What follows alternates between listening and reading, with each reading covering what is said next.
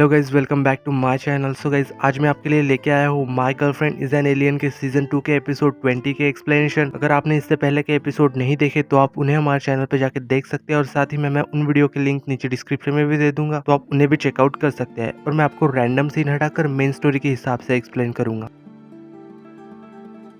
तो एपिसोड 20 के स्टार्टिंग में हमें दिखाया जाता है कि यहाँ पे जाओशी से फैंग पूछ रहा था कि क्या तुम मुझसे प्यार करती हो। यहाँ जाओशी कंफ्यूज हो रही थी। यहाँ जाओशी कह रही थी कि वेदर में मुझे समर पसंद है तो मुझे विंटर भी पसंद है। अगर खाने में मुझे फ्राइड चिकन पसंद है तो वैसे मुझे केक भी पसंद है। यानी कि मुझे सब कुछ अच्छा लगता है और मुझे नहीं पता प्यार क्या होता है। यहाँ वो उससे कह रही थी कि तुम मुझे बहुत अच्छे लगते हो और मुझे तुम्हारे साथ टाइम स्पेंड करना भी अच्छा लगता है। यहाँ फैंग उसे देखे जा रहा था और रोने लगता है, और वो उससे कहता है कि मुझे तुम्हारी कोई भी बात समझ में नहीं आ रही, और वो उसे स्टोरी सुनाने के लिए कहता है फिर। और यहाँ पे जाओशी उसे स्टोरी सुनाने लगती है और वो उससे कहती है कि कैसे पहले लिटिल जाओशी और फैंग एक दूसरे से प्यार करते थे। लेकिन यहाँ जाओशी बताती है कि कैसे एक बार जाओशी को उसे छोड़ के जाना पड़ा था। और यहाँ पे फैंग रोने लगता है और कहता है कि मुझे ये एंडिंग बिल्कुल भी पसंद नहीं आई, क्योंकि यहाँ पे लव स्टोरी की तो हमेशा ही हैप्पी एंडिंग होनी चाहिए। कुछ भी करके यहाँ पे लिटिल शाय को फैंग के पास ही रहने दो, क्योंकि फैंग उसके बिना नहीं रह सकता। यहाँ पे जाओशी भी उसकी बात पे अग्री कर रही थी और वो कहती है कि ठीक है, मेरी स्टोरी में लिटिल जाय फैंग के पास ही रहेगी। तभी यहाँ बात करते करते जाओशी सो जाती है और वो यहाँ पे गिरने ही वाली थी कि फैंग उसे पकड़ लेता है और उसका सर अपने शोल्डर पे रख लेता है। तो यहाँ पे हमें दिखाया जाता है कि फैंग की मेमोरी असल में नहीं गई है, बल्कि यहाँ पे वो नाटक कर रहा था और उसे सब कुछ याद है। और यहाँ पे वो कह रहा था कि अगर मुझे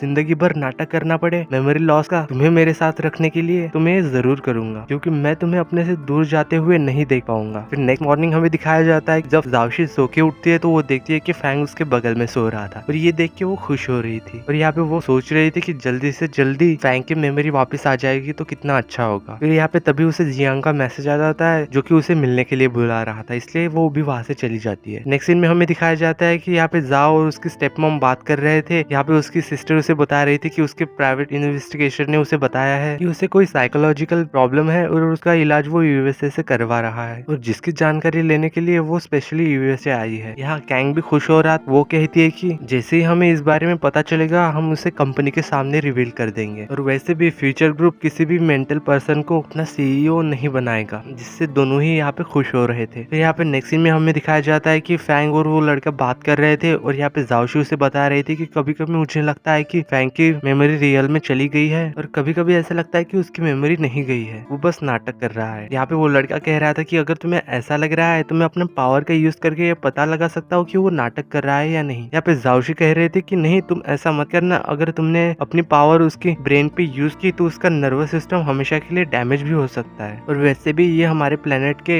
लॉ के खिलाफ है। और वो यहाँ पे कहती है कि मैं जल्दी से जल्दी ही उसे अपनी मेमोरी वापस दिलाने में मदद करूंगी, और वो ये कह के वहां से चली जाती है। फिर यहाँ में नेक्स्ट सीन में दिखाया जाता है जाओशी के मना करने के बावजूद भी वो लड़का यहाँ पे पहुंच चुका था और वो टाइम स्टॉप कर देता है। और यहाँ पे हमें क्लियर दिखाई दे रहा था कि वो उससे काफी जेलस था, और यहाँ पे वो अपनी पावर का यूज करके फैंग की मेमोरी वापस लाने की कोशिश कर रहा था। लेकिन तभी यहाँ पे जाओशी आ जाती है, जो यहाँ पे देख के उसे रोकती है। और यहाँ पे वो उससे कह रही थी कि ये तुम क्या कर रहे हो। यहाँ जियांग भी काफी गुस्से में था और वो उसे कहता है कि तुम्हें हमारा मिशन कंप्लीट करना है। यहाँ पे जाओशी उससे कह रही थी कि मुझे एक लास्ट चांस दे दो, मैं जल्दी से जल्दी ही फैंग की मेमोरी वापस ले आऊंगी और हार्मोन्स भी कलेक्ट कर लूंगी। यहाँ पे वो कह रहा था कि ये सिर्फ तुम्हारा एक लास्ट चांस होगा, और वो वहां से चला जाता है। यहाँ पे उसके जाने के बाद हमें दिखाया जाता है कि यहाँ पे फैंग को चक्कर आ रहे थे और जाओशी उसकी मदद कर रही थी। यहाँ पे जाओशी उससे कह रही थी कि तुम्हारी बॉडी काफी वीक हो रही है, इसलिए हमें जिम जाना चाहिए। इसलिए हमें यहाँ पे नेक्स्ट सीन में जिम में दिखाया जाता है, जहाँ पे जाओशी दोनों ही अपने स्विम सूट में रेडी थे स्विमिंग करने के लिए। यहाँ पे जाओशी कहती है कि चलो हम अब स्विमिंग करने जाएंगे। लेकिन यहाँ पे फैंग को याद था कि लास्ट टाइम जाओशी जब स्विमिंग पूल में गई थी तो क्या हुआ था, क्योंकि उसे तैरना नहीं आता, इसलिए वो उससे मना कर रहा था। लेकिन जाओशी उसकी बात नहीं मान रही थी। यहाँ पे फैंग कहता है कि एटलीस्ट हमें स्विमिंग से पहले स्ट्रेचिंग तो कर ही लेनी चाहिए। और यहाँ पे जाओशी उससे कह रही थी कि तुम्हें कैसे पता कि पिछली बार मेरे पैरों में लग गई थी,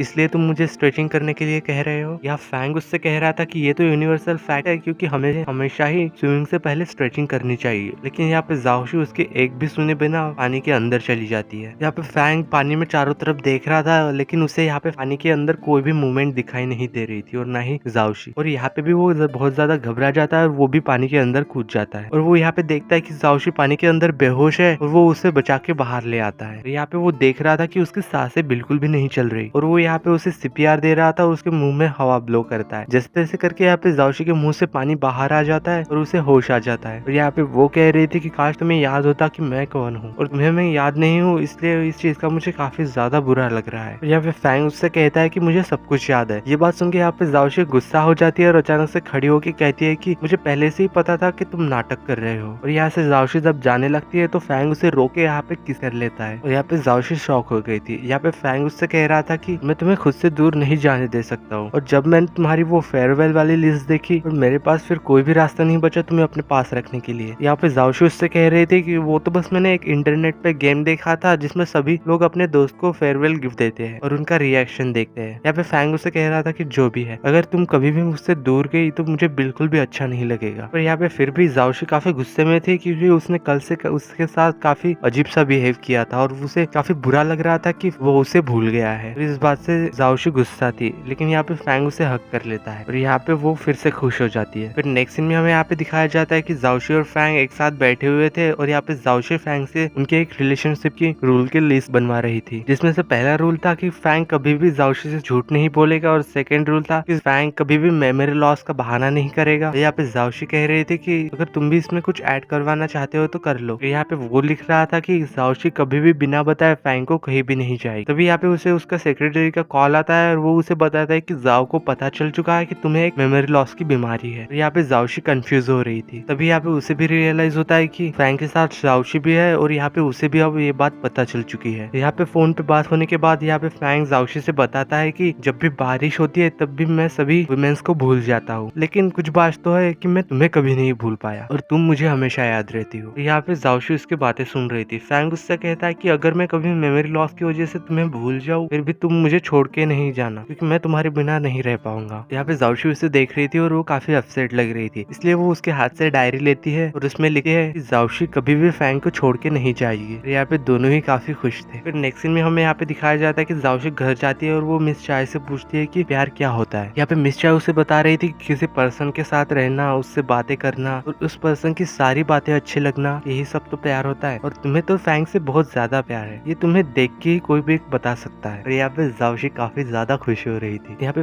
मिस चाय उसे आइडिया देती कि तुम्हें और फैंग को एक ट्रिप पे जाना चाहिए, जिससे कि तुम दोनों को साथ में टाइम स्पेंड करने का मौका मिलेगा और तुम दोनों एक दूसरे को और भी ज्यादा जान पाओगे। और यहाँ पे जाओशी भी खुश हो रही थी इसे सुन के। फिर नेक्स्ट डे हमें यहाँ पे दिखाया जाता है कि जाओशी उसके डॉक्टर से मिलने आई थी फैंग के, और यहाँ पे वो फैंग के बीमारी के बारे में उससे पूछ रही थी। यहाँ पे उसका डॉक्टर उससे बता रहा था कि ये प्रॉब्लम उसे बचपन में ही हो गई थी, जब उसके मदर और फादर का झगड़ा हो गया था तो तब उसकी मदर उसे वहां से लेके चली गई थी। और तभी वहां पे रास्ते में ही बारिश शुरू हो गई थी और उसके मदर का एक्सीडेंट हो गया था। इसके बाद उसकी मदर की डेथ हो गई थी। इसके बाद से ही जब भी बारिश होती है तो उसे कोई भी वुमेन याद नहीं रहती, और मुझे लगता है कि ये इलनेस तभी ठीक होगी जब वो अपने बचपन के ट्रॉमा के बारे में वो उसके फादर से बात करेगा। यहाँ पे जाओशी समझ चुकी थी कि अब उसे क्या करना है, इसलिए वो वहां से जाने लगी है। यहाँ पे वो डॉक्टर उसे रोकने की कोशिश कर रहा था, लेकिन जाओशी ने एक बार डिसाइड कर लिया तो कौन उसे रोक सकता है। फिर यहाँ पे हमें नेक्स्ट डे दिखाया जाता है जहाँ पे कांग फैंग के फादर को उसकी और जाओशी की एक फोटो दिखा रहा था मैगजीन में, और उससे कह रहा था कि जाओशी काफी टाइम से फैंग के पीछे पड़ी हुई है। पहले तो जाओशी हमारे कंपनी में फूड डिलीवरी करने आती थी, फिर उसने धीरे धीरे वहाँ पे नौकरी की और फैंग को अपने प्यार में फंसा लिया। यहाँ पे फैंग के फादर ये सब सुन के काफी गुस्सा हो रहे थे और कहते हैं कि मुझे फैंग को इतनी बड़ी रिस्पॉन्सिबिलिटी देनी ही नहीं चाहिए थी, इसलिए फैंग हमें सीरियसली बिल्कुल भी नहीं ले रहा। यहाँ पे कैंग उससे कह रहा था कि मुझे लगता है कि जाओशी फैंग के साथ सिर्फ पैसों के लिए ही है और वो उसे रियल में पसंद नहीं करती। और ये सब सुन के यहाँ पे फैंग के फादर और भी ज्यादा गुस्सा हो रहे थे। तभी यहाँ पे हमें दिखाया जाता है कि जाओशी फैंग के फादर से मिलने आई थी, लेकिन यहाँ पे कैंग उसे घर के अंदर नहीं आने दे रहा था। लेकिन यहाँ पे जाओशी घर के बाहर ही खड़ी होकर उनका वेट करती है। जब यहाँ पे उसके फादर घर से बाहर आते हैं तो उससे जाओशी बात करने की कोशिश कर रही थी और वो उसके पीछे पीछे जा रही थी, लेकिन वो उसकी बात नहीं सुन रहा था और वहां से चले जाते हैं। और यहाँ पे जाओशी इस देख काफी अपसेट हो रही थी। नेक्स्ट सीन में हमें यहाँ पे दिखाया जाता है कि फैंग के फादर और वो कांग एक रेस्टोरेंट में बैठ के खाना खा रहे थे। तभी एज अ वेटर वहाँ पे जाओशी खाना लेके आती है, जिसे देख के यहाँ पे कांग फैंग के फादर को यहाँ से जाने लगता है। यहाँ पे जाओशी उनसे कह रही थी कि मुझे आपके सिर्फ 10 मिनट चाहिए, मैं आपसे बात करना चाहती हूँ, ये फैंग के बारे में है और ये इम्पोर्टेंट है। यहाँ पे ये सुन के उसके फादर जाओशी से बात करने के लिए अग्री हो जाते हैं। यहाँ कांग ये सुन के शॉक हो रहा था। फिर नेक्स्ट सीन में हमें यहाँ पे दिखाया जाता है कि जाओशी ने फैंग को एक थिएटर में बुलाया था और यहाँ पे फैंग भी काफी कंफ्यूज था। यहाँ पे जाओशी उससे कह रही थी कि आज हम एक मूवी देखने वाले हैं और उसे थिएटर के अंदर भेज दी थी और उससे कहती है कि तुम अंदर जाओ, मैं पॉपकॉर्न लेके आती हूँ। फिर हमें यहाँ पे तभी दिखाया जाता है जब यहाँ पे फैंग बैठा हुआ था तो स्क्रीन पे उसकी मदर और फादर की पुरानी वीडियो चल रही थी जब वो प्रेग्नेंट थी और उन दोनों के बीच में बहुत ही ज्यादा प्यार था। फिर वो देखता है कि जब उसका जन्म हुआ था